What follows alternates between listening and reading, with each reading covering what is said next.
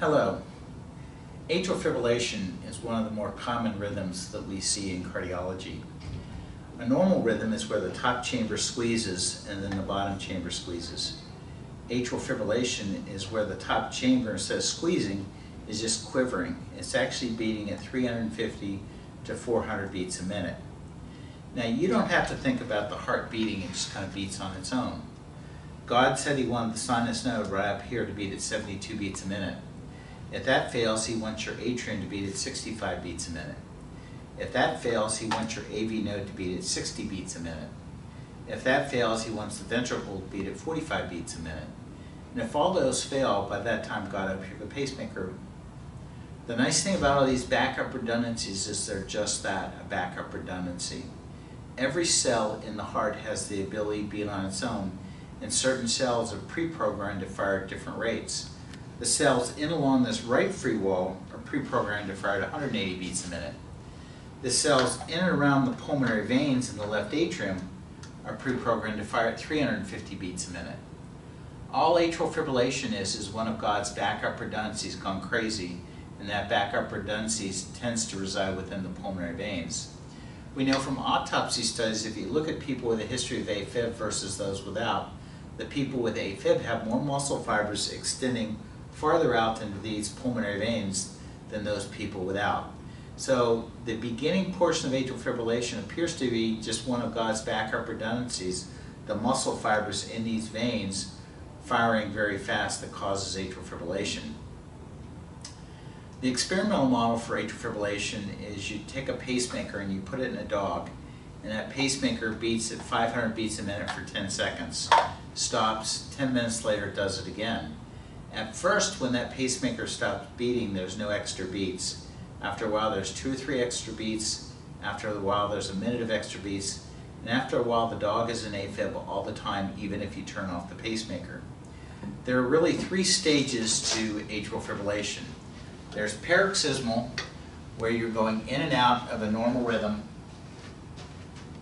There's persistent, which means that you have AFib, but it will last less than 7 days and then go back. And chronic, which means that you're in AFib all the time. As you go from paroxysmal to persistent to chronic, a couple things happen. One is the left atrium tends to stretch and grow. For paroxysmal, the left atrium tends to be less than 4 centimeters. For persistent, about 4.5, and chronic greater than 5. As you go from paroxysmal to persistent to chronic, the mechanism of atrial fibrillation changes. At first, for paroxysmal, it's an irritable focus that initiates atrial fibrillation. As you go further down the course, it's really substrate, the stretching of the back of the left atrium and the scar tissue that sustains atrial fibrillation. That's why if we're going to treat this disease, we would prefer to treat it in the earlier stages. Quick anatomy lesson. Blood goes from your head through the superior vena cava of the right atrium, from the inferior vena cava of the right atrium, from the right atrium to the right ventricle, from the right ventricle out the pulmonary artery to the lungs, back via these 4 tubes, the pulmonary veins, into the left atrium, from the left atrium to the left ventricle, and from the left ventricle out. So it's these 4 tubes that appear to be the nidus of the issue early in the course of the disease. To fix atrial fibrillation, we go up through the vein into the right atrium, and before you're born there's a natural hole right here. We actually poke through the hole into the left atrium, and that's where our story begins.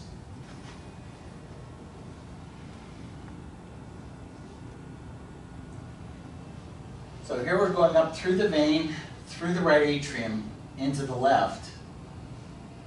And here are the 2 left pulmonary veins, and those lightning bolts are an artist's rendition of the irritable spots that cause AFib.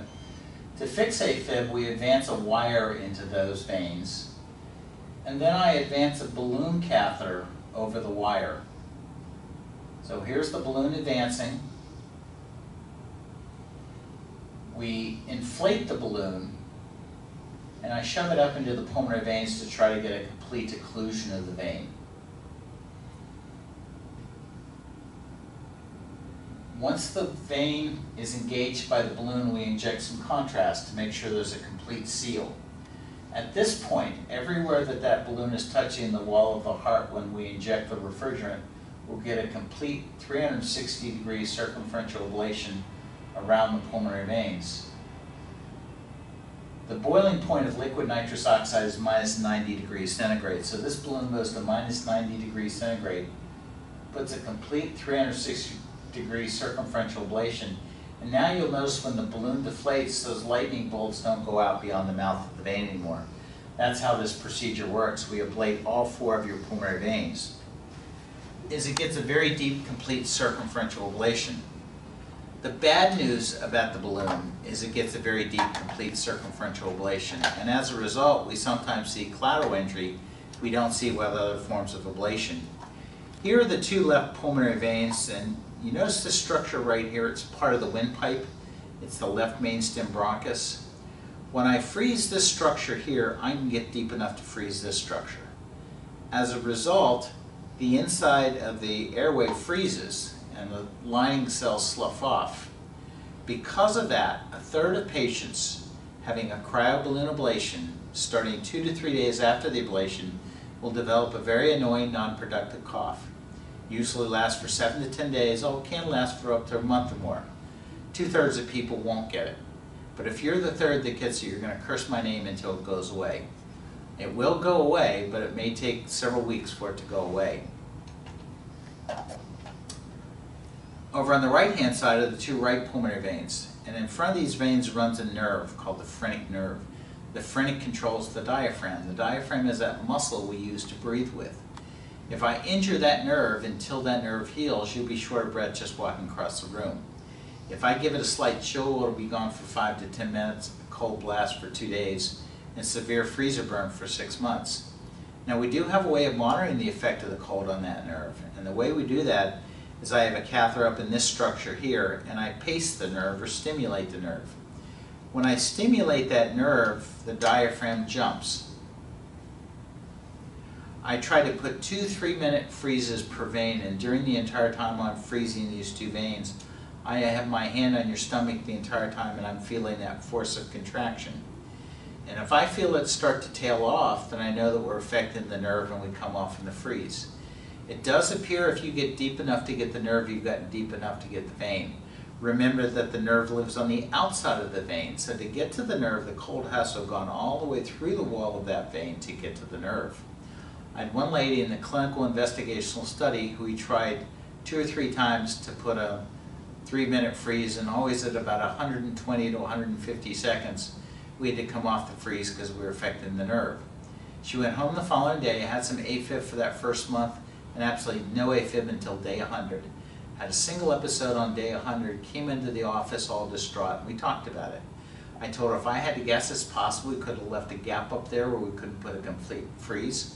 I told her when the investigational study was over and we could do what we wanted, that I could go back up, touch things up, and hopefully that put an end to any AFib.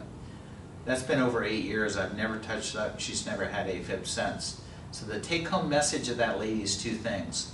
One is if you get deep enough to get the nerve, you get deep enough to get the vein. Number 2 is although we expect all the AFib to be gone at 4 to 5 weeks, it is possible to have a rare episode late. Remember that what we're doing is we're freezing and killing the muscle cells around these pulmonary veins. From that point on, the irritable focuses that arise in these veins can no longer exit out to cause atrial fibrillation. Now that tissue doesn't instantly or magically turn to scar tissue. What happens is inflammatory cells come in, chew up the dead muscle, lay down scar tissue.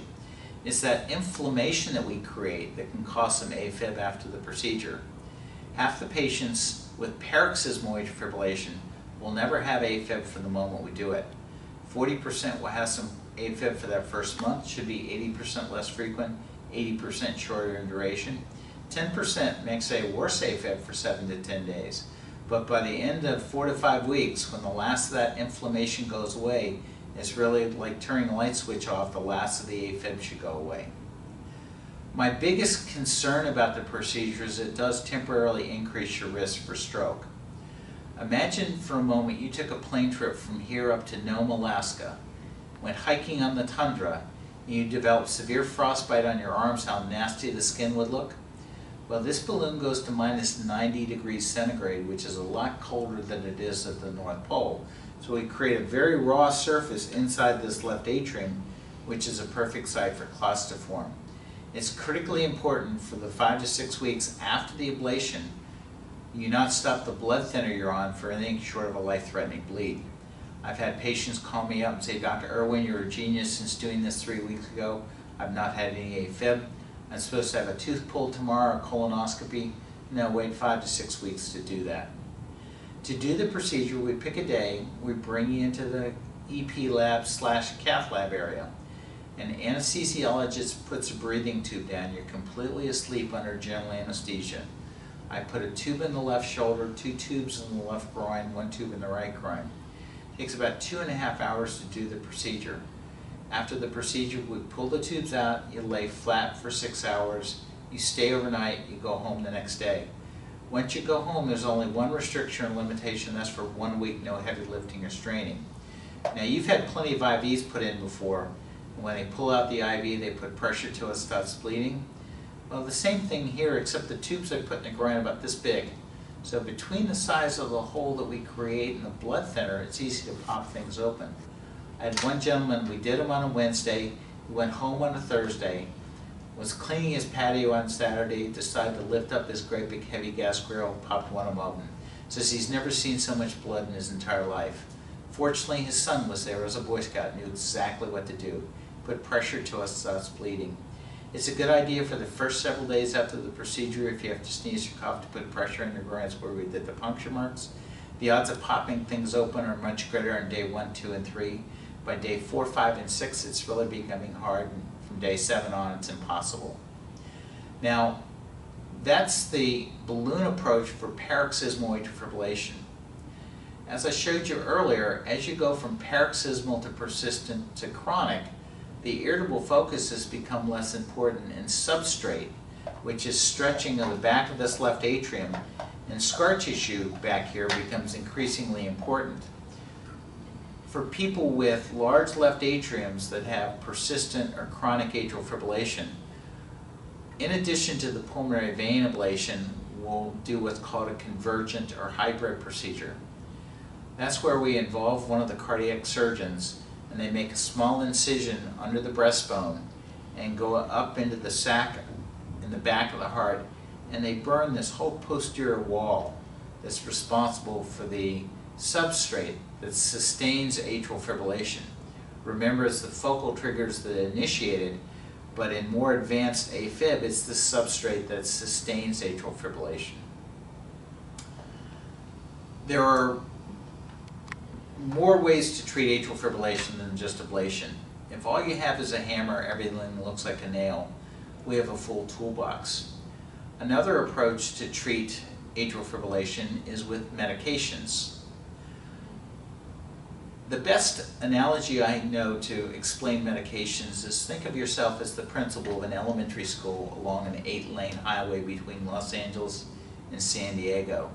And atrial fibrillation is 1,000 cars streaming past your playground, and all the parents calling you up saying, what are you going to do about Johnny and Susie next to this superhighway?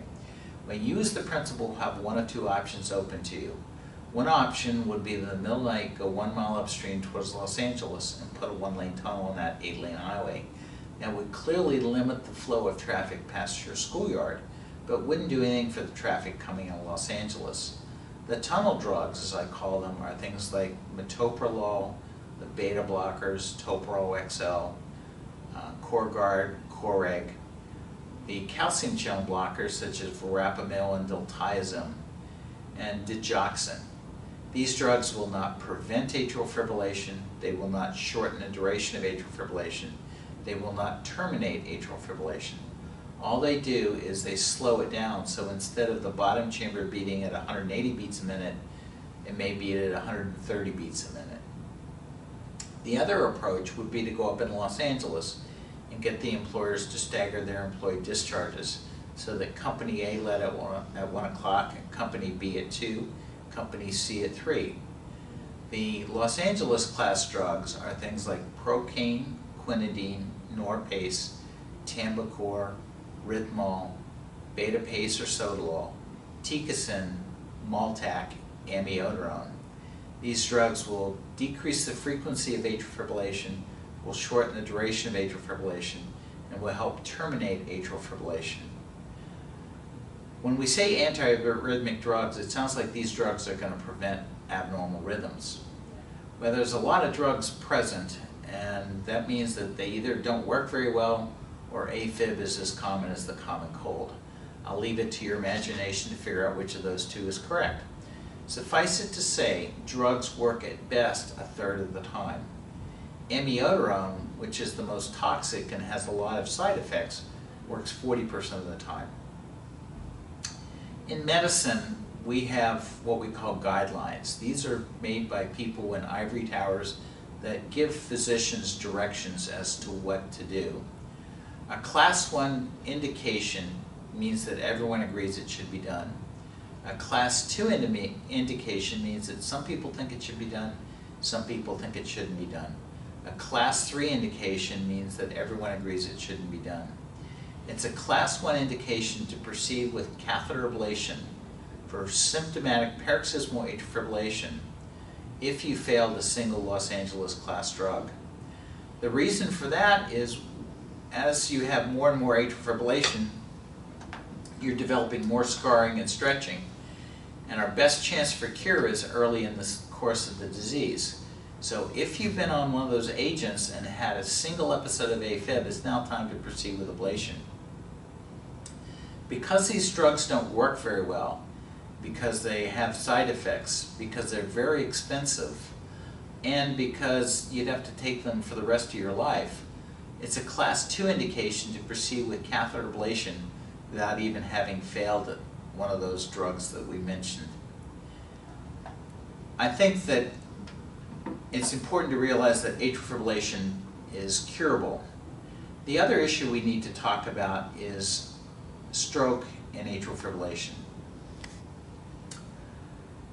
If we do nothing else with atrial fibrillation, we need to prevent the risk of stroke. Several years ago, there was a study called the AFFIRM trial. And what they did was they took people going in and out of atrial fibrillation, and they randomized one group of patients to Coumadin, which is a blood thinner, and simply controlling the rate. The other group they randomized to antiarrhythmic drugs and Coumadin. The people on antiarrhythmic drugs that were felt to be staying in sinus rhythm were allowed to come off of Coumadin. At the end of the study, there were more strokes in the rhythm control arm than in the rate control. And the strokes centered around a group of patients that had the acronym of CHADS, C-H-A-D-S. C is for weak heart muscle or congestive heart failure. H is hypertension. A is age, grade 64 or greater. D is diabetes. And S is previous TIR stroke. It's been expanded to the CHADS VAS score, where you get an extra point for vascular disease, such as coronary artery disease. So if you've had a stent, you get a point there. The other is age greater than 75, you now get 2 points, and female gender gets 1 point. If you have 0 points, you can be treated with aspirin or nothing. 1 point is aspirin or anticoagulation, and 2 points or greater is permanent anticoagulation. There are newer options instead of anticoagulation. Ablation will not change the need for anticoagulation. There are times that we stop anticoagulation post-ablation, but there are more unusual circumstances. Another approach to treat or prevent stroke with atrial fibrillation is by closing the atrial appendage. The atrial appendage is a blind pouch attached to the left atrium. When you're in a normal rhythm, this structure will squeeze. When you're in atrial fibrillation, it sits there and quivers, and this is where clots form that lead to strokes with atrial fibrillation.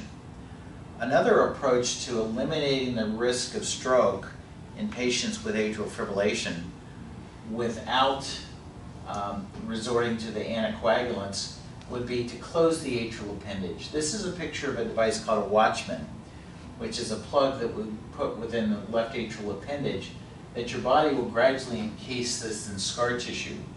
So for people with a Watchman in place, even though they're in atrial fibrillation, they can come off of anticoagulation.